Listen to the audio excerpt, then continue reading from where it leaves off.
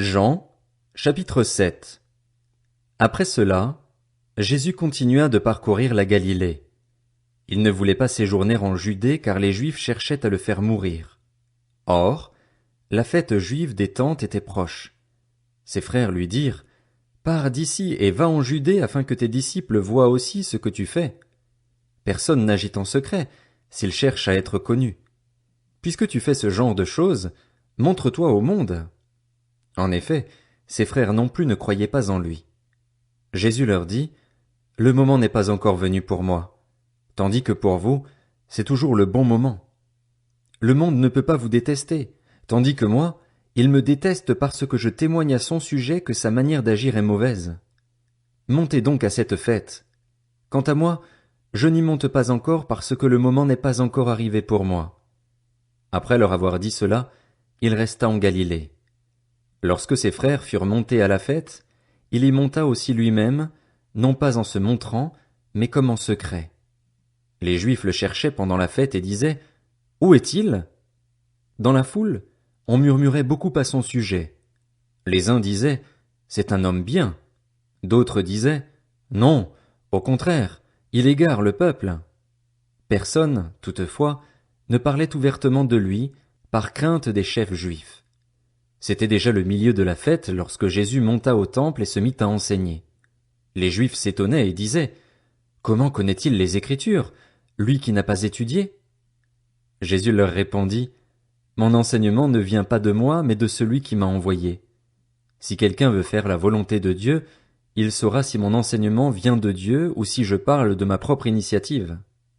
Celui qui parle de sa propre initiative cherche sa propre gloire, mais si quelqu'un cherche la gloire de celui qui l'a envoyé, celui-là est vrai et il n'y a pas d'injustice en lui. Moïse ne vous a-t-il pas donné la loi? Or, aucun de vous ne la met en pratique. Pourquoi cherchez-vous à me faire mourir? » La foule répondit, « Tu as un démon. Qui cherche à te faire mourir? » Jésus leur répondit, « Pour une seule œuvre que j'ai faite, vous êtes tous étonnés. Moïse vous a donné la circoncision, qui ne vient du reste pas de lui, mais des patriarches, et vous circoncisez un homme le jour du sabbat.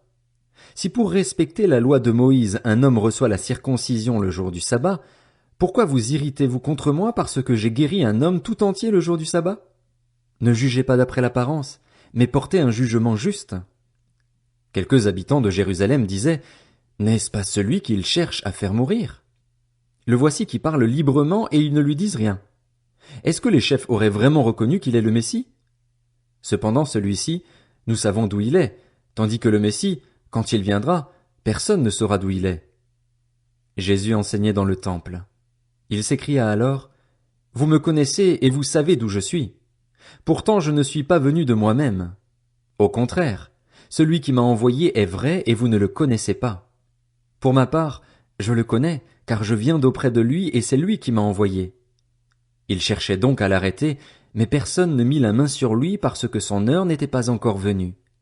Beaucoup parmi la foule crurent en lui, et ils disaient, « Le Messie, quand il viendra, fera-t-il plus de signes miraculeux que n'en a fait celui-ci » Les pharisiens entendirent la foule murmurer ces propos à son sujet. Alors les chefs des prêtres et les pharisiens envoyèrent des gardes pour l'arrêter. Jésus dit, « Je suis encore avec vous pour un peu de temps, puis je m'en vais vers celui qui m'a envoyé. Vous me chercherez et vous ne me trouverez pas, et là où je serai, vous ne pouvez pas venir. » Les Juifs se dirent alors entre eux, « Où ira-t-il, pour que nous ne le trouvions pas? Ira-t-il chez ceux qui sont dispersés dans le reste du monde et enseignera-t-il les non-juifs? Que signifie cette parole qu'il a dite? Vous me chercherez et vous ne me trouverez pas, et là où je serai, vous ne pouvez pas venir. » Le dernier jour, le grand jour de la fête, Jésus, debout, s'écria, « Si quelqu'un a soif, qu'il vienne à moi et qu'il boive.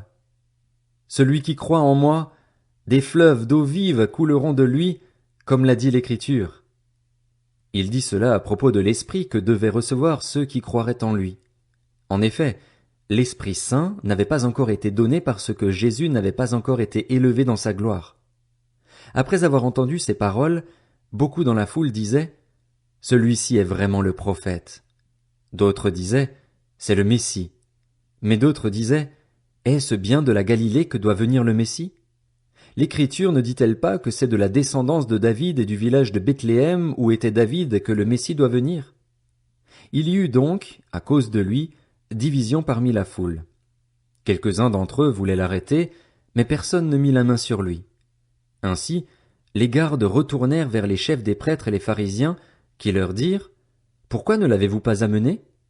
Les gardes répondirent: Jamais personne n'a parlé comme cet homme.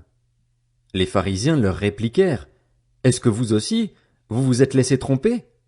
Y a-t-il quelqu'un parmi les chefs ou les pharisiens qui ait cru en lui? Mais cette foule qui ne connaît pas la loi, ce sont des maudits. Nicodème, qui était venu de nuit vers Jésus et qui était l'un d'eux, leur dit: Notre loi condamne-t-elle un homme avant qu'on l'entende et qu'on sache ce qu'il a fait? Ils lui répondirent: Es-tu, toi aussi, de la Galilée? Cherche bien et tu verras que de la Galilée il ne sort pas de prophète. Puis chacun rentra chez soi.